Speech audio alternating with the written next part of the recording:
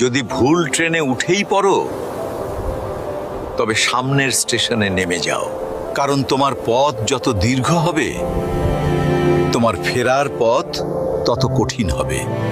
সব শিক্ষা বইয়ের পাতা থেকে নয়।